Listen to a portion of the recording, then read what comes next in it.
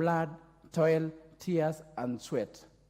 We can't equate with our situation in Kenya, where President William Ruto was elected to office at the time when our economy was facing depression.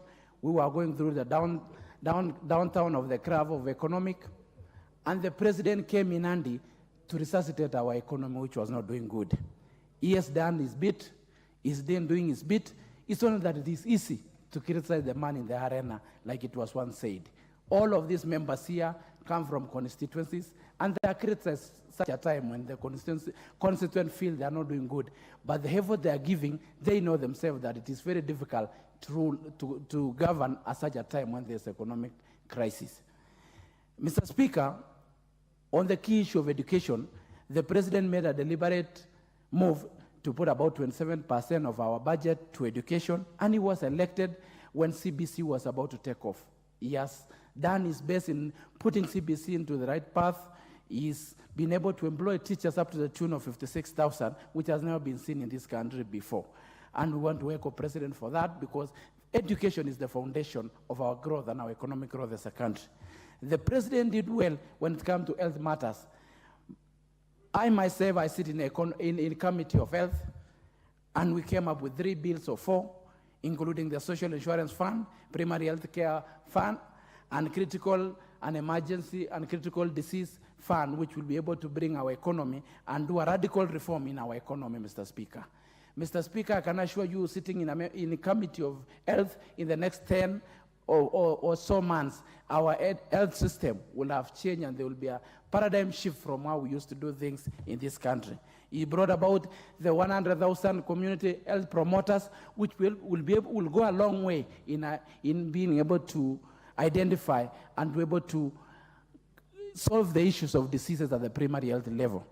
Mr. Speaker, KEMSA, since the time of COVID, has been facing a downtown and has been in total crisis and total problem. But the president, in his own wisdom, was able to come up with a plan to resuscitate KEMSA and to bring back KEMSA, because that is what will be able to give drugs to our hospitals and to be able to make our health system run.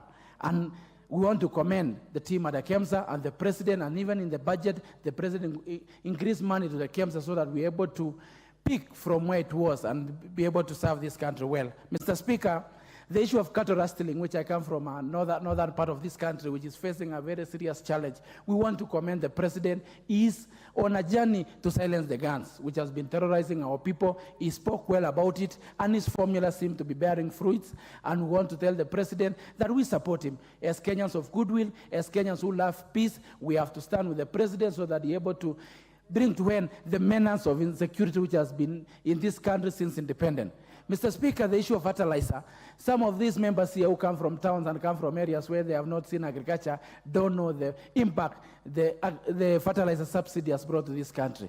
We want to encourage the president and echo him for what he has done to be able to subsidize fertilizer and to transform agriculture in this country of ours. Mr. Speaker, president is president at such a time that there is no any other leader who could have taken Kenya through these challenges we are facing at the moment. Had we gotten the handshake brothers, Mr. Speaker, this country will be a banana republic. But thanks to the genius of William Ruto, that he has been able to keep the country going and able to remove the country off the economic cliff which was facing, and was courtesy of the handshake brothers, Mr. Speaker, who today we are seeing even they constructing an airport which is leaking. Mr. Speaker, it's a shame that handshake brothers were ruling this country at such a time that we were in the last 3 years. Thank you, Mr. Speaker. Is it okay? Who's next? Okay. Huh? Thank you, Mr. Speaker. Order, order. Yes, the Honorable Oyula, followed by the Honorable Tonkei, followed by Jessica Mbalu, and the MP from Magarini. We'll just go in that order. Thank you, Mr. Speaker, for giving me this opportunity to also comment on the presidential speech. Mr. Speaker, the President in his speech started very well. The President identified the key economic problems the nation was facing. And these were external shocks, fiscal